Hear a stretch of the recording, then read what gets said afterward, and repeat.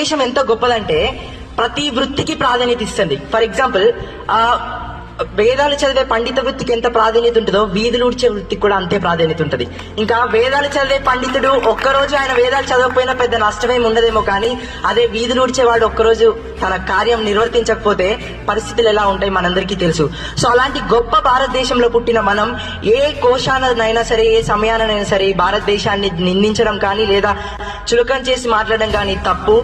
Because our India is the 5th biggest economy and it is the 2nd largest paddy producer, and today it is the most populated country with 50% of youth power. So I am very proud to say that I am an Indian.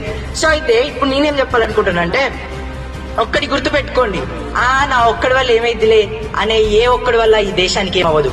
నువ్వు ఒక్కడివి చాలు, చాలా మార్పులు తీసుకురాగలుగుతావు. You can change the society from the grass root level and you can bring many social reforms in this society. So you